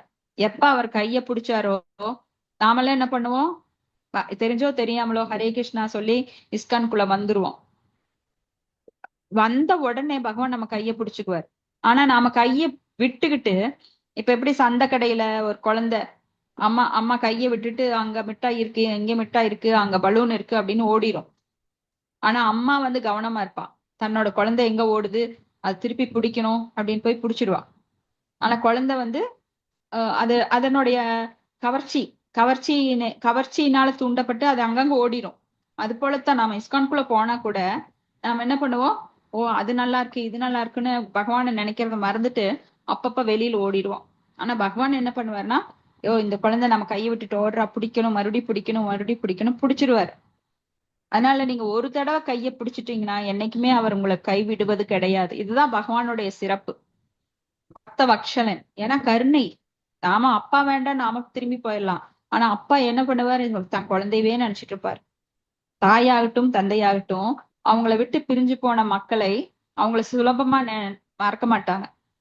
அவங்க எப்பவுமே நினைச்சிட்டே இருப்பாங்க, என் குழந்தை எப்ப வந்து என் கூட சேரும், அவன் தனியா போயிட்டான், தப்பு செஞ்சுட்டான், பரவாயில்ல, தெரியாம செஞ்சுட்டான், அப்படித்தான் நினைப்பாங்களே தவிர இவன் போறான் பாரு இவனை மறந்துடணும், இனிமே அவனை நினைக்கவே கூடாது, அப்படியெல்லாம் நினைக்கவே மாட்டாங்க. பெத்த மனம் பித்து பிள்ளை மனம் கல்லுன்ற மாதிரி பகவான் நம்மளை எப்பவுமே நினைச்சிட்டு இருக்கிறாரு. அதனாலதான் ஜெகநாதர், நீங்க அந்த ஆல்டர்ல போய் பார்க்கணும், பகவான் வந்து 2 கைகளை நீட்டி நம்மளை வந்து வரவேற்கிறதுக்கு தயாரா இருக்கிறார். என் குழந்தையே என்கிட்ட வா சீக்கிரம் அப்படின்னு 2 கையை நீட்டி கூப்பிடுவாங்க இல்லையா குழந்தைகளை, வா கண்ணா வா அப்படின்னு. அது மாதிரி ஜெகநாதர் பலதேவர் சுபத்திரமை 2 கைகளை நீட்டி நம்மளை கூப்பிடுறாங்க எப்பவுமே. அவங்க கண்ணு பாத்தீங்கன்னா விரிந்த கண்கள், அந்த கண்கள்ல இமையே இருக்காது. இமை இருந்தா என்ன ஆகும், அது கண்ணை மூடுவோம், மூடி மூடி திறப்போம். ஆனா ஜெகநாதர் தன் பக்தர்களை காண்பதற்காக கண்ணை மூடவே மாட்டார். அது பெரிய கண்கள், எந்த பக்தரும் அவர்கிட்ட இருந்து தப்பவே முடியாது. சோ இவன் என் குழந்தை, இவனுக்கு சீக்கிரம் என்கிட்ட கொண்டு போகணும் அப்படின்னு கருணையோட அங்க காத்து கிடக்கிறார். ஜெகநாதர் அப்படின்னாலே அளவற்ற பிரியம் அவருக்கு. ரொம்ப மனசு இறங்கி நம்மள வந்து அரவணைச்சுக்க தயாரா இருக்காரு. எத்தனை தவறு செய்தாலும் பெற்ற மனம் என்ன பண்ணுது, நீ என்கிட்ட சீக்கிரவான்னு அன்போட நம்மளை கூப்பிட்டுட்டே இருக்காரு. சோ பக்த பகவானது பக்தர்கள் எப்போதும் பகவானது திருவடி தாமரைகளுக்கு தொண்டு செய்வதில் ஒன்றிலேயே நாட்டம் கொண்டிருக்க, பகவானும் தன் பக்தர்களின் அன்பு தொண்டை பெறுவதில் நாட்டம் கொண்டிருக்கிறார். ஏன்னா பகவான் இல்லாம பக்தன் கிடையாது, பக்தன் இல்லாம பகவான் கிடையாது. 2 பேருக்கும் அப்படி ஒரு இணைப்பு, 2 பேர் பிரிஞ்சே இருக்க மாட்டாங்க. இதுல என்னன்னா பக்திங்கிற பாலம் 2 பேரையும் இணைக்குது, பக்தி தொண்டு. இப்போ 2 நபர்கள் இருக்காங்க, அந்த 2 நபர்களுக்கும் அன்பு பரிமாற்றம் எப்படி நடக்குது, சோ அவங்க சேவை செய்வதன் மூலமாக. இப்போ நான் நண்பன்னு இருந்தா சும்மா வெறுமெனவே நண்பன் இருக்கக்கூடாது, நண்பனுக்கு நான் வந்து சேவை செய்யணும், ஏதாவது ஹெல்ப் பண்ணணும், இல்லைன்னா அவன் கூட பேசிட்டு இருக்கணும், அவனை வந்து புகழணும், அவனை நல்வழிப்படுத்தணும், இப்படி எத்தனையோ இருக்கிறங்காட்டிக்கு தான் அந்த இணைப்பு இருக்கு. நண்பன், நீ நண்பன், நான் நீ எனக்கு நண்பன், நான் உனக்கு நண்பன் அப்படின்ட்டு வெறுமனவே இருந்துட்டா 2 பேருக்கு இணைப்பு இருக்காது. அப்ப அதுல வந்து செயல் இருக்கு, 2 பேருக்கு இடையில செயல் இருக்கும். அன்பு பரிமாற்றம், பொருட்களை பரிமாறிக்குவோம், பேச்சுவார்த்தைகள் அன்பை பரிமாறிக்குவோம், அதுக்கு பேர் தான் நண்பன். அது போல பக்தன் பகவான் அப்படின்னா 2 பேருக்கும் அது பக்தி தொண்டு என்கின்ற இணைப்பு பாலம் இருக்கின்றது. இல்லைன்னா அது ஒண்ணுமே கிடையாது. நான் பக்தன்னு சொல்லிட்டு நானே வாங்கி வாங்கி தின்னுட்டே இருந்தேன்னா ஒன் சைடு ஒன் வே, பகவானுக்கு எதுவுமே பண்ணல. அப்ப அதுல என்ன அன்பு இருக்கு, அன்பு தொண்டுங்கிறது என்ன கிடையாது. அப்போ நான் மட்டும் வாங்கக்கூடாது, ஒரு பக்கம் மட்டும் இல்ல, 2 பக்கம் இருக்கணும். சோ பகவான் நம்மளுக்கு காலங்காலமாக சேவை செய்கிறார். ஆக்சுவலா நான் தான் ஜீவேன சுரூபகைய கிருஷ்ணர நித்திய தாசன் சொல்லுவோம், ஆனா பகவான் தான் நம்மளுக்கு எல்லாம் தொண்டு பண்ணிட்டு இருக்காரு. மழை, நீர், நெருப்பு, காற்று, ஆகாயம், மனம், புத்தி, அகங்காரம் இப்படி எத்தனையோ கொடுத்து நம்மளுக்கு இன்னும் கேட்டுட்டு இருந்தோம், இன்னுமே கேட்டுட்டு இருக்கிறோம், கேட்டுட்டே இருப்போம் போல. அந்த அளவுக்கு வாங்கிட்டே இருக்கிறோம் பகவான்கிட்ட. ஆனா நம்ம திருப்பி கொடுக்கறது என்னவோ கடுகளவு கூட கிடையாது. நிறைய பேரு பகவானுக்கு தொண்டு செய்யாமலே வாங்கிட்டே இருப்பாங்க. அதுல எந்த அன்பும் கிடையாது. ஒன் வே வாங்குறது மட்டும்தான் உன் தொழிலாக இருந்தால் அங்க அன்பு எப்படி இருக்கும்? அன்புனாலே அங்க பரிமாற்றம் வேண்டும். பகவானுக்கு நீங்க திருப்பி செய்ய வேண்டும். இப்போ பரமனோட கல்யாண குணங்கள், அவர் எல்லாம் எங்கும் இருப்பவர், எல்லாவற்றிலும் வியாபித்திருப்பவர், எல்லா ஆற்றலும் கொண்டவர், காரணங்களுக்கெல்லாம் மூல காரணமானவர், முழு மெய்ப்பொருள், எல்லா ஆனந்தங்களின் உறைவிடமானவர், எல்லாவற்றையும் பற்றிய அறிவின் தேக்கமானவர், எல்லா மேன்மைகளையும் கொண்டவர். இவை போன்று இன்னும் நிறைய குணங்கள், 64 தெய்வீக குணங்கள், அதற்கும் மேற்பட்ட குணங்கள் அவரிடம் கல்யாண குணங்கள் இருக்கின்றது. இதெல்லாம் பக்தி ரசாமிர்த சிந்துல நம்ம சில ரூப கோஸ்வாமி அழகா விளக்கியிருக்காரு. சோ பிருத்த மகாராஜா அதிர்ஷ்ட தேவையுடன் சேர்ந்து பகவானுக்கு சேவை செய்ய இங்க விரும்புறதா சொல்றாரு. அது மாதுரிய ரச பாவம் இல்ல. ஏன்னா மாதுரிய ரசம் அப்படின்னா மிக உயர்ந்த ரசம். இப்ப கணவன் மனைவி அப்படின்னாலே அது மிக உயர்ந்த பாவம். நம்ம பெற்றோருடன் வளர்ந்திருப்போம், அது வாத்சல்ய பாவம். ஆனா எப்ப ஒரு பெண்ணானவள் இல்ல ஒரு பையன் ஒரு மனைவியை திருமணம் பண்றாரோ, இல்ல பெண்ணானவள் கணவனை திருமணம் பண்றாங்களோ, அப்போ அவங்களுக்கு இடையில எந்த ஒரு ஒளிவு மறைவும் கிடையாது. தன்னுடைய பெற்றோருடன் இருந்ததை விட ஒரு கணவனுடன் இருப்பது அதிக காலம். சோ அந்த ஒரு அன்பு அப்படிங்கிறது மிக உயர்ந்ததா கருதப்படுது. பகவான் இடத்திலும் அதே மாதிரிதான். வாத்சல்ய பாவத்தை விட மாதுரிய பாவம் மிக உயர்ந்தது. சக்கிய பாவம், அப்புறம் தாசிய பாவம், அதெல்லாம் முதல்ல வருது. அதை விட உயர்வானது வாத்சல்ய பாவம். அதை விட மேன்மையானது மாதுரிய பாவம். அந்த கணவனோ அல்லது மனைவியோ அல்லது காதலன் அல்லது காதலியோ, அந்த உறவானது மேன்மையானது, அந்த ரசம்தான் உயர்ந்தது. அப்போ அதுக்காக நான் ஆசைப்படலைன்னு சொல்றாரு பிருத்து மகாராஜா. அதிர்ஷ்ட தேவதையான அந்த மகாலட்சுமி பகவானோட மார்பிள இருக்கிறத நாம பார்த்திருப்போம். திருப்பதி வெங்கடாச்சலபதியோட மார்பிள பூதேவி ஸ்ரீதேவி வீற்றிருப்பது போல அது கூட ஒரு பக்தையோட நிலை. மகாலட்சுமி ஒரு பக்தை தான். அவர் எப்பவுமே தாமரை திருவடிகளுக்கு அந்த தொண்டு செய்யறாங்க. ஆனா இங்க பிருத்து மகாராஜா பகவானுக்கு தொண்டு செய்ய நினைக்கிறது தாசிய ரசம். எப்படி தாசிய அப்படின்னா தாசானு தாசானு தாசானு தாசன், அடிமையாக, பக்தர்களுக்கு அடிமையாக இருந்து நான் சேவை செய்யறேன்னு. தாசிய ரசம். ஸ்ரீராமருக்கு ஹனுமன் சேவை செய்வார் இல்லையா, தாசிய ரசம். தாசனாக இருந்த சேவை செய்வார் ஸ்ரீராமருக்கு. அது போல இங்க தாசிய ரசத்துல நான் சேவை செய்யறேன்னு பிருத்து மகாராஜா சொல்றார். ஓ, பகவானுக்கு மாதுரிய ரசபாவத்தில் பணி செய்து அதிர்ஷ்ட தேவதையுடன் போட்டியிடுகிறார் அப்படிங்கிற கேள்விக்கு அங்க இடம் கிடையாது. இப்ப பகவானுக்கு செய்யும் பணியினை அதிர்ஷ்ட தேவதை போட்டியா நினைச்சு அதை குற்றமா கருத மாட்டாங்க. இப்ப பரிபூர்ண உலகத்திலும் பகவானுக்கு தொண்டு செய்யறதுக்கு நிறைய பேருக்கு போட்டி இருக்கும். அங்க நானா நீயான்னு போட்டி போடுவாங்க. ஏன்னா பகவானை பாக்குறதுல, அவருடைய கடைக்கண் பார்வையை பெறுவதுல ஆன்மீக உலகத்துல எல்லாருக்கும் போட்டி இருக்குமா. ஆனா அங்க ஒரு துளி கூட பொறாமை இருக்காது. இங்கெல்லாம் போட்டி அப்படின்னா உடனே பொறாமை வந்துடும். ஏன்னா பகவானை விட்டு பிரியறதுலயே நம்ம எதனால பிரிஞ்சோம்னா பொறாமையினால. அந்த பொறாமை இங்கேயும் வெளிப்படுது, நம்ம கிட்ட பல விதங்கள்ல வெளிப்படுது. எல்லாரோட உள்ளத்திலும் அந்த பொறாமை இருக்கு. காம குரோத லோப மோக மத மாச்சரிய, அந்த மாச்சரிய அப்படிங்கிறது பொறாமை. ஏன்னா பகவானை விட்டு பிரிஞ்சதே எதனால, உன்னை போல நானும் ஆட்சி செய்யணும், நான் அனுபவிக்கணும், கட்டுப்படுத்தணும், ஈஸ்வர ஆகணும், அகம் போக்தா அகம் கர்த்தா, நானே அனுபவிப்பாளன், நானே செய்பவன், கட்டுப்படுத்துபவன் அப்படின்னு நினைச்சு பொறாமையினால்தான் இங்க விழுந்திருக்கிறோம். ஆனாலும் அந்த குணம் நம்மளுக்கு பல்வேறு விதங்கள்ல வெளிப்படுது. அந்த பொறாமை குணம் எல்லார்கிட்டயும் இருக்கு. அது யார்கிட்ட எந்த பெர்சன்ட் இருக்குன்னு சொல்ல முடியாது. அது அவங்கவுங்களுக்குள்ள இருக்கிறது. அவங்கவுங்களுக்கு பகவானுக்கு மட்டும்தான் தெரியும், அவங்களுக்கு தெரியும். ஆனா சில சமயம் நம்மளுக்கே தெரியும் தங்களை பார்த்து பொறாமப்படுறோம் அப்படிங்கிறது. ஆனா அங்க ஆன்மீக லோகத்துல யாருக்கும் பொறாம கிடையாது. அதற்கு பதிலாக அவன் அடைந்த நிலையை தாமும் அடைய வேண்டும் என ஆவல் கொள்வர்.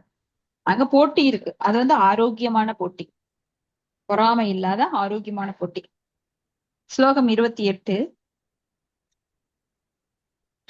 ஜெகஜன்யாம் ஜெகதீச வைஷசம் ஸ்யாத்யேவ யத் கர்மணி ந சமீசிதம் கரோசி பல்ப அபி குருதி ந வத்சலஹ ஸ்வ ஏவ திஸ்ஞே அப்ரதஸ்ய கிம் தயா. படிக்கிறேன் மாதாஜி. மாதாஜி டைம் ஓகே படிங்க.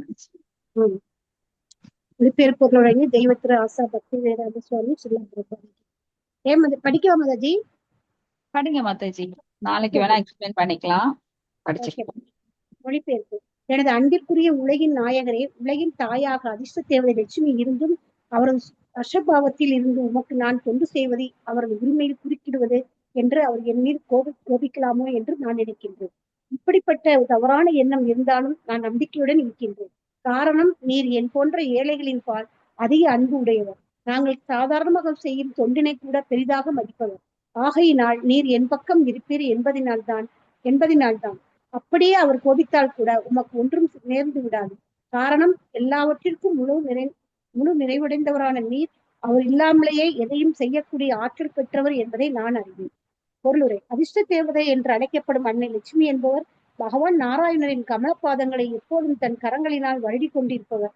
அவர் பகவான் நாராயணரை எல்லா வழிகளிலும் கவனித்துக் கொள்வதால் அவர் ஒரு லட்சிய மனைவி ஆவார். அவரது பத்ம பாதங்களில் மட்டுமல்ல, பகவானது இல்லற கடமைகள் எல்லாவற்றையுமே அவர் கவனித்துக் கொள்கிறார். அவர் சுவையான உணவு படைத்து பகவான் உண்ணும் போது வீசி சந்தன குழம்பினை முகத்தில் பூசி படுக்கையை சரி செய்து அவர் இருக்கும் இடங்களை சரியான முறையில் வைத்துக் கொள்கிறார். இவ்வாறு அவர் எப்போதும் பகவானுக்கு தொண்டு செய்து கொண்டிருப்பதினால் பகவானது தினசரி நடவடிக்கையில் வேறொரு பக்தன் தலையிடுவது என்பது நடவாத காரியமாகும். அதனால்தான் பிருது மகாராஜா தானும் பகவானுக்கு பணிவிடைகள் செய்வதாக கூறி அதிர்ஷ்ட தேவதையின் பணிகளில் குறிப்பிட்டோம் என்றால் அவர் நிச்சயம் தன் மீது ஆத்திரம் கொள்வார் என்று உறுதியுடன் நினைக்கிறார். ஆனால் உலகின் தாயான அன்னை லட்சுமி இந்த சாதாரண பக்தனான பிருது மகாராஜா மீது ஏன் ஆத்திரம் கொள்ள வேண்டும்? இவை போன்றெல்லாம் நடக்கப் போவதில்லை. ஆனாலும் பிருது மகாராஜா அவரது தற்காப்பிற்காக தன்னை காக்கும்படி பகவானிடம் முறையிடுகிறார். பிருது மகாராஜா சாதாரண வேத சடங்குகள் மற்றும் வேள்விகள் போன்றவற்றை கர்மகாண்டம் அல்லது பலன் தரும் செயல்களுக்கேற்ப செய்து கொண்டிருந்தவர். ஆனாலும் பகவான் பரந்த உள்ளமும் அதிக அன்பும் பிருது மகாராஜா மீது கொண்டிருந்ததினால் அவருக்கு தன்னுடைய பரிசாக வாழ்வின் உயர்ந்த நிலையான பக்தி தொண்டு என்பதனை அருளினார். வேத சடங்குகளையும் வேள்விகளையும் செய்து கொண்டிருப்பவர் சொற்குலகத்துக்கு செல்வான். அவை போன்றவற்றால் அவன் வீடு பேறு பெற்று முழுமுதற் கடவுளை அடையும் தகுதியினை பெற்றுவிட முடியாது. ஆனாலும் பகவான் ஒருவனது சாதாரண தொண்டினை கூட அன்புள்ளம் கொண்டு ஏற்றுக்கொள்கிறார். இது விஷ்ணு புராணத்திலும் வர்ணாசிரம தர்மத்தினை பின்பற்றுவதன் மூலம் ஒருவன் பகவானை திருப்தியுற செய்யலாம் என்று குறிப்பிடப்பட்டிருக்கின்றது. அப்படி இறைவன் மனம் மகிழ்ந்தார் என்றால் வேள்விகளை செய்கின்ற ஒருவன் பகவானுக்கு பணி செய்யும் பக்தி தொண்டு நிலைக்கு உயர்த்தப்படுகிறார். பிருது மகாராஜாவும் தான் செய்கின்ற சாதாரண பணியினை கூட பகவான் அதிர்ஷ்ட தேவதையின் பணிகளை காட்டிலும் உயர்வானது என்று ஏற்றுக்கொள்வார் என எதிர்பார்க்கிறார். அதிர்ஷ்ட தேவதையின் மற்றொரு பெயர் சஞ்சலா, ஓய்வில்லாதவர் என்பதாகும். ஏனென்றால் அவர் எப்போதும் வந்து கொண்டும் போய்கொண்டும் இருப்பதினால் ஓய்வில்லாதவர் ஆவார். அதனால் தான் பிருது மகாராஜா குறிப்பிடுகிறார், அப்படியே அதிர்ஷ்ட தேவதையான அன்னை லட்சுமி ஆத்திரம் கொண்டு பகவான் விஷ்ணுவை விட்டு பிரிந்து சென்றாலும் எல்லாவற்றையும் நிரம்ப பெற்ற பகவான் அன்னை லட்சுமி இல்லாமலேயே எதையும் செய்யக்கூடியவர் என்கிறார். இதற்கு உதாரணமாக கற்போதகசாயி விஷ்ணு பிரம்மதேவனை தனது தொப்புளில் பெற்றெடுத்த போது அன்னை லட்சுமி அவர் பத்ம பாதங்களை வருடி கொண்டு தன்னருகே இருந்த போதிலும் அவரிடமிருந்து எந்த உதவியையும் பகவான் பெறவில்லை. சாதாரணமாக ஒரு குழந்தை பெற வேண்டும் என்றால் கணவன் மனைவியை கற்பமுறை செய்து அதன்பின் சில நாள் கழித்தே குழந்தை பெற முடியும். இருந்தும் பிரம்மதேவனை பெறுவதற்காக கற்போதகசாயி விஷ்ணு அன்னை லட்சுமியை கற்பமுறை செய்யவில்லை. அவர் தன்னிறைவு பெற்றவர். ஆதலினால் பிரம்மதேவனை தனது இந்தி கொடியிலேயே பெற்றுக்கொண்டார். ஆகையினால் தான் பிருது மகாராஜா அப்படியே அன்னை லட்சுமி ஆத்திரமுற்றாலும் அது பகவானையோ அல்லது தன்னையோ பாதிக்காது என்று நம்பிக்கை கொண்டவராய் இருந்தார். Hare Krishna. Thank you. Hare Krishna. Thank you Mataji. So இங்க பிருத்து மகாராஜாவுக்கு ஒரே ஒரு கவலை என்னன்னா, அதிர்ஷ்ட தேவதையான லக்ஷ்மி தேவி எப்பொழுதும் பகவானின் அருகிலேயே இருந்து சேவை செஞ்சுட்டு இருக்காங்க. இப்ப பகவானுக்கு வந்து படுக்கையை சுத்தம் பண்றது, அவங்களுக்கு விசிறி ஆஹ் வீசுறது, பின்ன அவங்க காலை பிடிச்சு விடுறது, சுவையான உணவு படைக்கிறது, இது மாதிரி அவங்க எப்பவுமே செஞ்சுட்டு இருக்காங்க. அப்போ தினசரி நடவடிக்கையில வேறொரு பக்தன் தலையிட்டு அவங்கள டிஸ்டர்ப் பண்ணுனா அவங்களோட கோவத்துக்கு ஆளாயிருவோமோ? அப்ப அவங்க வந்து கோவப்பட்டா பகவான் ஒத்துக்க மாட்டாரு. ஏன்னா பகவானுக்கு பக்தர்கள் ரொம்ப பிரியமானவங்க. பக்தருக்காக அவர் என்ன வேணா செய்வார். சரி, அப்படியே கோவப்பட்டும் பகவானை விட்டு அவங்க பிரிந்தாலும் பகவான் வந்து லக்ஷ்மி தேவியோட ஆஹ் தயவு அவருக்கு வேண்டியது கிடையாது. இப்போ பக்தி அப்படிங்கிற முறையில அவங்களுக்கு கோபம் வரக்கூடாது. அப்படியே வந்தாலும் இப்போ ஸ்ரீராமர் பாத்தீங்கன்னா ஆஹ் சீதா தேவி எப்பவுமே கூட இருந்து பணிவிடை செய்யணும்னு நினைப்பாங்க. ஆனா ஹனுமன் என்ன பண்ணுவாருன்னா சீதா தேவி செய்யறதுக்கு முன்னாடி ஓடி ஓடி போய் செஞ்சிடுவாரு. அப்ப சீதா தேவிக்கு ரொம்ப வருத்தமா இருக்கும். அப்ப அவங்க சொல்லுவாங்க, அஹ் ஹனுமன், நீங்க வந்து எப்பவுமே நீங்க முந்திட்டு செய்யறீங்க, எனக்கு எந்த வேலையுமே இல்ல, எனக்கு பகவானுக்கு சேவை செய்யணும், நீங்க குறுக்கிடாதீங்க, அப்ப எனக்கு ஒரு ஏதாவது சேவை தாங்க, நான் பகவானை இல்லாம அவருக்கு சேவை செய்யாம என்னால இருக்க முடியாதுன்னு ஹனுமன் சொல்றாரு. அப்ப அவங்க சொல்றாங்க, அவர் கொட்டா விடும்போது நீங்க வந்து நொடிக்கணும் அப்படின்னுட்டு. அப்போ இந்த சேவை தரும்போது அவருக்கு ரொம்ப சந்தோஷம். ஏன்னா அவர் கொட்டாவி விடும்போது கிட்டவே நிக்கணும். இத வந்து வாப்பு சேவா வாணி சேவா அப்படின்னு ரெண்டு இருக்கு. இப்ப குருக்கெல்லாம் வந்து சிஷ்யர்கள் சேவை செய்யணும், சேவை செய்து அந்த ஞானத்தை பெற்றுக்கொள்ள வேண்டும். அப்ப குருவுக்கு கிட்ட இருந்து சேவை செய்யறவங்க பல பேர் நாம நினைப்போம் அதிர்ஷ்டசாலிகள் அப்படின்னு. அப்படி கிடையாது. குருவுக்கு தூரத்துல இருந்து செய்யறவங்களும் அதிர்ஷ்டசாலிகள் தான். ஆனா அந்த குரு கிட்ட இருக்கிறவங்களுக்கு பேரதிர்ஷ்டம் என்னன்னா அவருடைய அந்த ஸ்பரிச காற்று, அவருடைய அந்த சிந்தனை எப்பவுமே பகவானிடம் லயித்தே இருக்கும். இப்ப குரு மகாராஜ் எல்லாம் பாத்தீங்கன்னா அவர் உடல் தான் அப்படி இருக்குமோ தவிர அவர் உள்ளம் எப்போதுமே ஆன்மீகத்திலேயே நிலை பெற்று இருக்கும். அவர் வந்து இவ்வளவு உடம்பு பிரச்சனைகள் இருந்தும் அவர் தூங்குறப்ப பாத்தீங்கன்னா கிளிக் கிளிக் கிளிக் கிளிக்னு சத்தம் கேட்கும். சீடர்கள்லாம் போய் என்னடா இது இவர்கிட்ட சத்தம் வருதேன்னு பார்த்தா அவர் அந்த சாண்டிங் மெஷின் வச்சு பகவானோட நாமத்தை சொல்லிட்டே இருப்பாராம். அவர் சொல்லாம இருந்த நேரமே இல்லையாம். அவர் வந்து ஆன்மீகத்துல இருந்து பௌதிகத்துல எப்பவுமே வெளியில வந்ததே கிடையாதாம். எப்பவுமே பகவானோட சிந்தனையில அவர் ஆத்மா கூட போய் போய் அந்த ஆன்மீக லோகத்துக்கு போய் போய் இங்க வருமா. அப்போ அவர் உடலாலும் உள்ளத்தாலும் வாச்சோ கர்மனோ மனசோ அப்படி சொல்லி எல்லா விதத்திலையும் பகவானோட சேவையில தன்னை முழுமையா ஈடுபடுத்தியிருக்காரு. குருவோட கட்டளைக்கு இணங்க செயல்பட்டு கொண்டு அவரோட அந்த வாக்கை காப்பாற்றுவதற்காக, குருவுக்கு கொடுத்த வாக்கை காப்பாற்றுவதற்காக இன்னைக்கு வரைக்கும் அவர் பாடுபட்டுட்டே இருக்காரு. அதனால எப்பவுமே அவர் வந்து உடல் தான் இங்க பௌதிக உலகில இருக்கோ தவிர அவர் தன்னை சுற்றி ஒரு ஆன்மீக உலகத்தை அவரே உருவாக்கிட்டார். அவர் சுற்றி இருக்கிறவங்க எல்லாம் அதுல மூழ்கி இருக்காங்க. ஏன்னா குருவோடைய தாக்கம் சிஷ்யர்களுக்கு அங்க நிறைய கிடைக்கும். ஏன்னா அவர் எப்பவுமே சுத்த சத்துவ குணத்துல இருக்கிறதுனால பக்கத்துல இருக்கிறவங்களுக்கு அவருடைய உடல்ல இருக்கிற அந்த அலை, அந்த பாசிட்டிவ் எனர்ஜி தொத்திக்கும். அவங்களால வேற எதையுமே நினைக்க முயன்றால் கூட முடியாது. ஆனா தூரத்துல இருக்கிறவங்க வாணி சேவா, அவருக்கு தூரத்துல இருந்து அவருக்கு கட்டளைக்கு ஏற்ப பலருக்கு வந்து பிரச்சாரம் பண்றது, புத்தக விநியோகம் பண்றது, கோயில்ல பலவிதமான சேவைகளை ஏற்றுக்கொண்டு செய்வது, விக்கிரக வழிபாடு பண்றது, இந்த மாதிரி நிறைய ஆன்மீக குருவின் கட்டளைக்கு ஏற்ப வந்து வைதி பக்தி பண்ணிட்டு இருக்காங்க. சோ இந்த மாதிரி ஆஞ்சநேயர் அவருக்கு வந்து ஹனுமனுக்கு கொட்டா விடும்போது அவர் வந்து நொடிக்கணும். அதனால எப்படா கொட்டா விடுவான்னு கிட்டவே இருக்கணும். அது ரொம்ப நல்ல சேவையா போயிடுச்சு. அவங்க தெரிஞ்சு சொன்னாங்களா தெரியாம சொன்னாங்களா, ஆனா இவருக்கு வந்து ரொம்ப அது அனுக்கிரகமா போயிடுச்சு. ஏன்னா அவங்க கிட்டவே இருக்க வேண்டி இருக்கே, அவர் எப்ப கொட்டாய் விடுவான்னு. சோ கிட்டவே இருந்து நொடிக்கிறது. அப்ப சீதா தேவி தன்னையே நொந்துட்டாங்க. ஏன்னா அவங்க வாயில இருந்து அப்படி வரணுங்கிறது பகவானோட கட்டளை பாருங்க. சோ இந்த மாதிரி பக்தி தொண்டு பிருத்து மகாராஜாவுக்கும் அவருக்கு அவ்வளவு அன்பு பகவான் மேல. அதனால அவருக்கு தன்னுடைய பரிசாக வாழ்வின் உயர்ந்த நிலையான பக்தி தொண்டை பகவான் கொடுக்கிறார். சோ வேத சடங்குகளையும் வேள்விகளையும் செய்து கொண்டிருக்கிறவங்க எல்லாம் என்ன பண்ணுவாங்கன்னா சொர்க்கலோகத்துக்கு போகணும்னு ஆசைப்படுவாங்க. சொர்க்கலோகம்னா அது ஒரு நரகம்தான். சொர்க்கலோகங்கிறது உண்மையா சொர்க்கம் கிடையாது.